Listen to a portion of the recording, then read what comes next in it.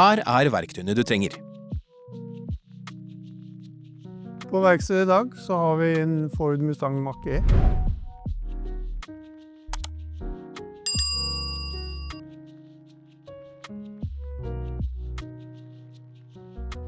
Her skal vi skifte bremseskive, klosser og monteringssett.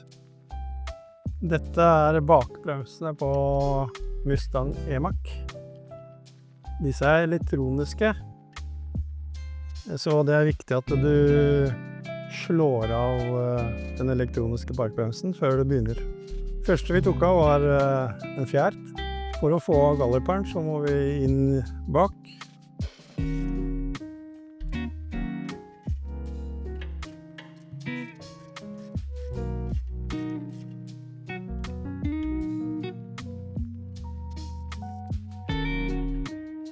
Da har vi galliperen ute, den legger vi oppå der. Ikke ta den fra hverandre, for da kan du se hvordan den ser ut. Bremseklave, den må av for å få av skiva.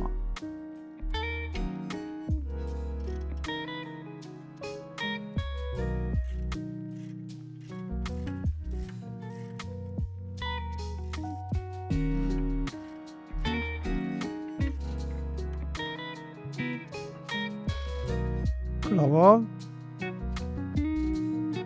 Kontrollere boltene. De like lange, så det samme hvor de Så tar vi av bolten.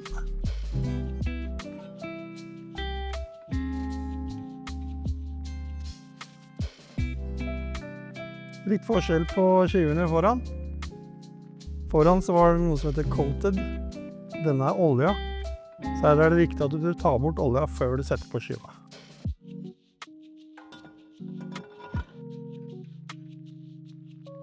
Rengjør klave, rust, gammelt bremsestøv, kan vi ikke gjerne.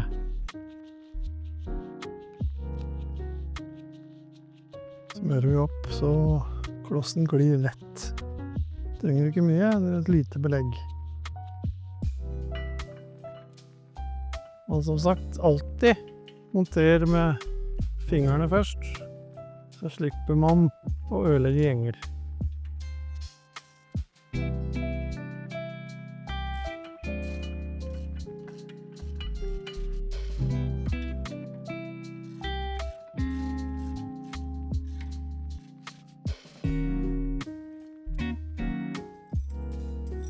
Har man ikke en latmann, så kan man lage en latmann. Her har du en. Får du to, så får du lengre spenn. Da klaven på. Neste da å få inn stempelet. Noen elektriske kalipere må man kjøre inn før man begynner å skifte bremser. Denne det bare å skru inn, faktisk.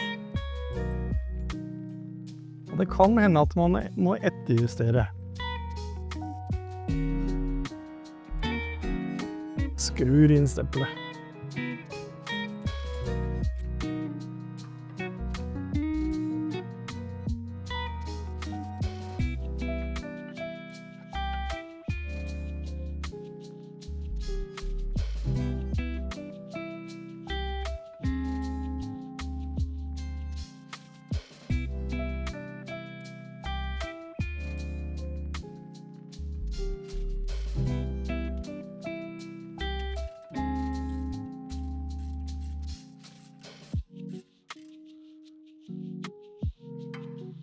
Da den siste fjæra.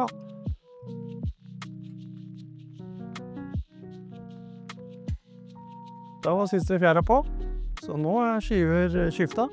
Tråkk på bremsen når du kommer inn, så justerer stempelet seg selv. Takk for at du så videoen. Hvis du likte den, trykk på tommel opp og del den med dine venner. Følg oss på sosiale medier. Vi på Facebook og Instagram. Alle lenker i beskrivelsen under. Ha en fin dag videre.